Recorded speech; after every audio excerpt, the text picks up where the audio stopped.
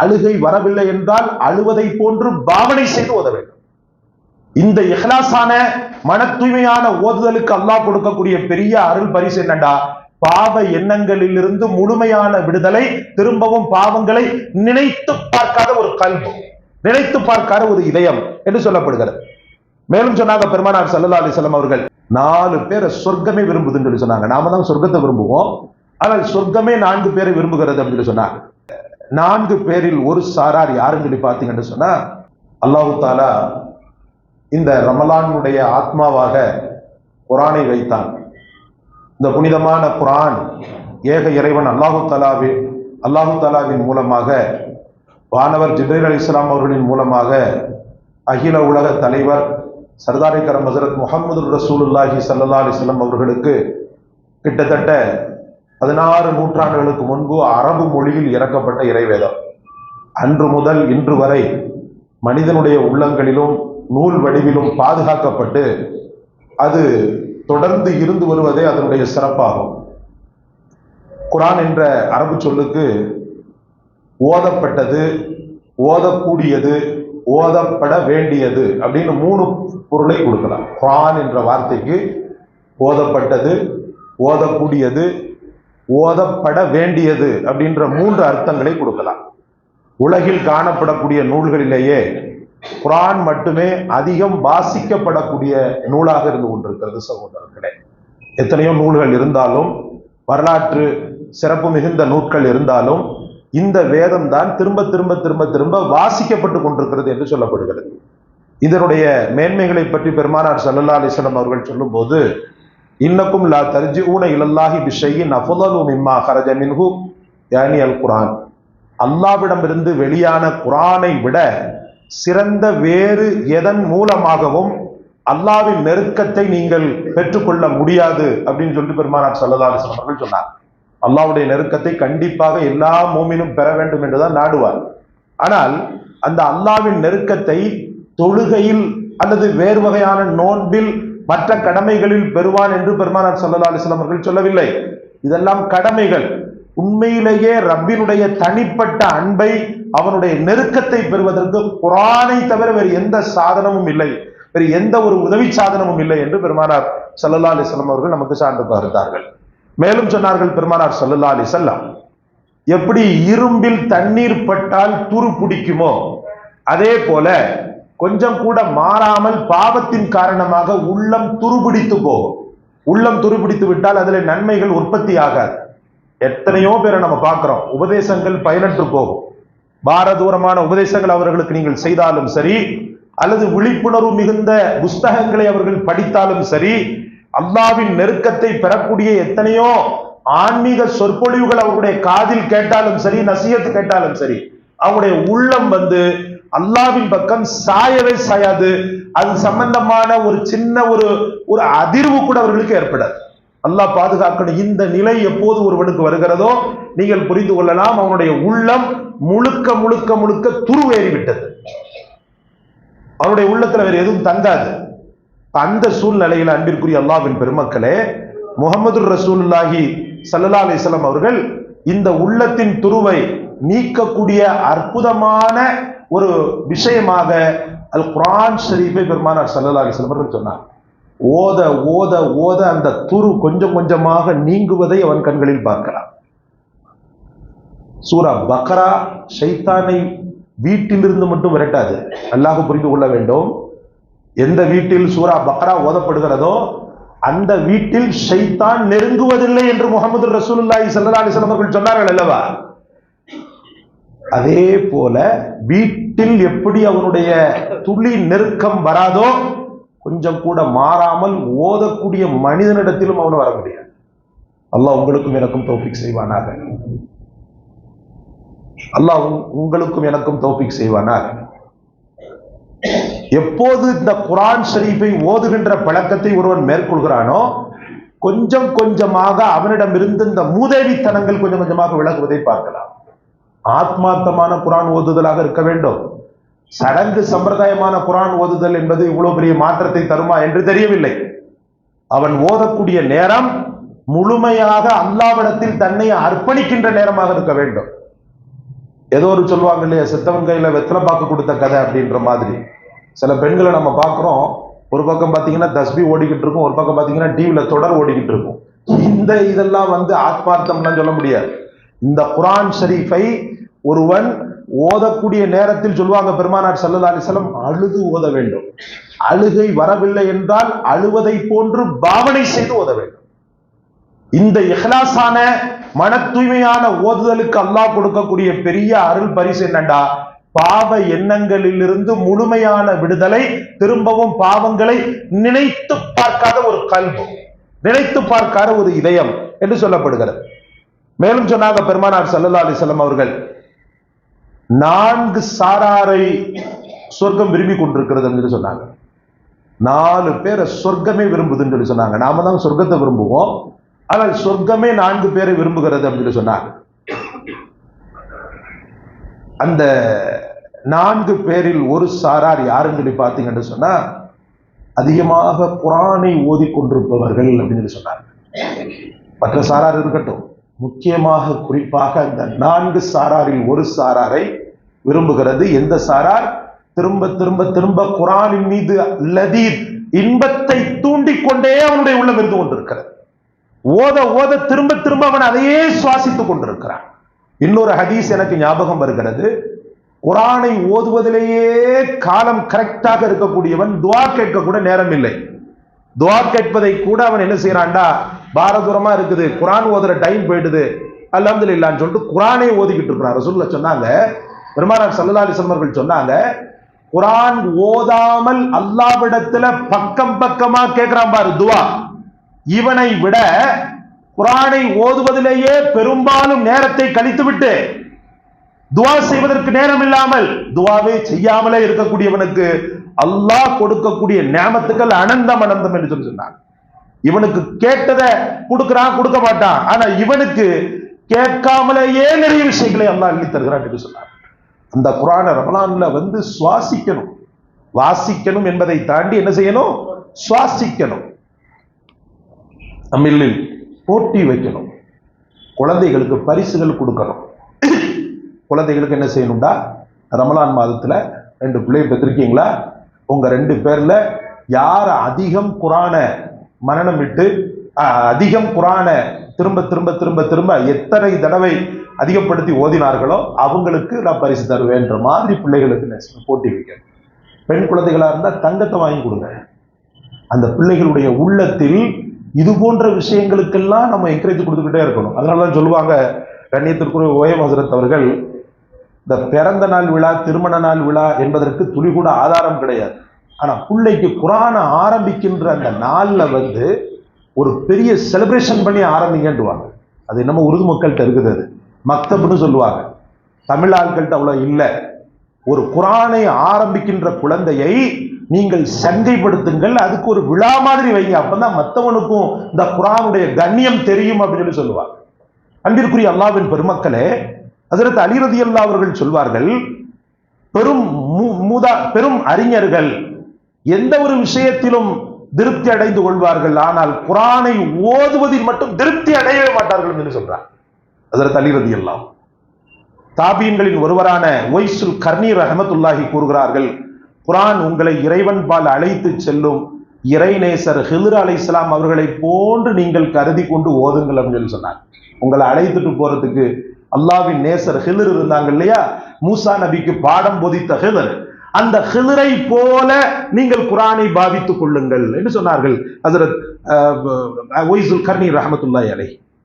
அன்பிற்குரிய அல்லாஹ்வின் பெருமக்களே, முதலாக நபி தோழர்களிலேயே குர்ஆனை மனனமிட்ட ஹாஃபிஸ் யாருன்னு சொல்லி பார்த்தீங்கன்னா ஹஜ்ரத் உஸ்மான் ரலியல்லாஹு. நல்லா பார்க்கணும், உஸ்மான் ரலியல்லாஹு பணக்காரர் தான், இல்லைன்னு சொல்ல முடியாது. ஆனால் ஒரு தந்தை ஒரு மகளை திருமணம் செய்து கொடுப்பார், இறந்த பிறகு இன்னொரு மகளை யோசிப்பாரா? ஒரு தந்தை அவருடைய நல்ல ஒழுக்கங்கள், அவருடைய இந்த குடும்பத்தினுடைய பாரம்பரியங்கள், செல்வம் செல்வாக்கு என்பதை கருத்தில் கொண்டு என் புள்ள நல்ல வாழ்வான்னு சொல்லி ஒரு குழந்தையை கொடுப்பார். அந்த குழந்தை இறந்துட்டாங்கன்னு வச்சுக்கிறங்க, அடுத்த குழந்தைய வேற யாருக்காவது தான் கொடுப்பாங்களே ஒழிய அப்படி இவங்களுக்கே கொடுக்கணும், இந்த மருமகனுக்கே நம்ம இரண்டாவது மகளையும் கொடுக்கணும் சொல்லி பெரும்பாலும் யாரும் யோசிக்க மாட்டோம். ஆனால் இங்கே முஹம்மது ரசூலுல்லாஹி ஸல்லல்லாஹு அலைஹி வஸல்லம் அவர்கள் தன்னுடைய இன்னொரு மகளையும் ஹஜ்ரத் உஸ்மானுக்கு கொடுத்தாங்க. கொடுத்தது மட்டும் இல்லாமல் அவருக்கு சிறப்பு பெயர் ஒன்றை சொன்னார்கள். துன்னூரைன், 2 ஒளி மிக்கவர் என்று சொன்னார்கள், 2 ஒளி உடையவர் என்று சொன்னார்கள். நம்ம பார்க்கிறோமா இல்லையா? தராவீஹ் தொழுகையில் நம்ம ஓதுறோமா இல்லையா? அந்த துன்னூரைன், 2 ஒளிகளை உடையவர் அப்படின்ற அந்த சிறப்பு பெயர் அவர்கள் பெற்றெடுத்த 2 மகளையும் கொடுத்ததால் கிடைத்தது. 2 மகளை ஏன் கொடுத்தாங்கன்னு நினைக்கிறீங்க? செல்வம் இருக்குது, செல்வாக்கு இருக்குதுன்னு கொடுத்தாங்களா? நிச்சயமாக இல்லை. அவற்றை இருந்த நற்பண்புகள், அந்த பண்புகளில் ஒன்று குர்ஆனை மனனம் செய்த ஹாஃபிஸ் என்ற பண்பு. குர்ஆனை மனனம் செய்த ஹாஃபிஸ் என்ற பண்பு. அந்த பண்புக்காக தன் ஒரு மகள் தான் இழப்பு, இன்னொரு மகளை வைத்து அவருக்கு சிறப்பு செய்ய வேண்டும் என்று சொல்லி 2வது மகளையும் திருமணம் செய்து கொடுக்கக்கூடிய அளவுக்கு ஒரு குர்ஆனின் சிறப்பு மேலோங்கி உயர்ந்திருக்கிறது சகோதரர்களே, மேலோங்கி உயர்ந்திருக்கிறது.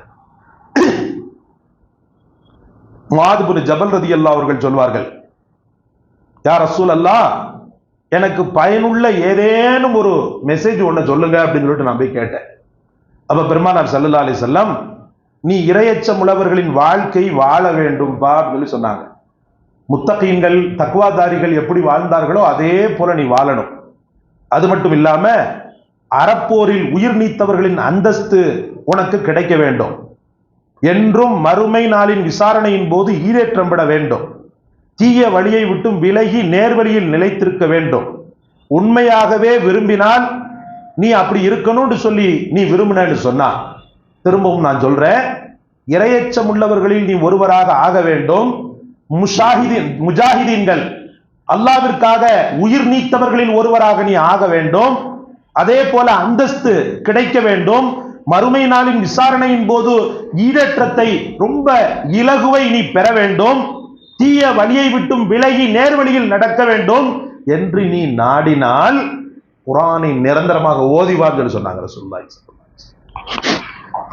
குர்ஆனை நிரந்தரமா ஓதினாலே போது உனக்கு இந்த அந்தஸ்து ஃபுல்லா கிடைச்சிடும். ஒரு மனிதன் எதிர்பார்ப்பது இதுதானே சகோதரர்களே.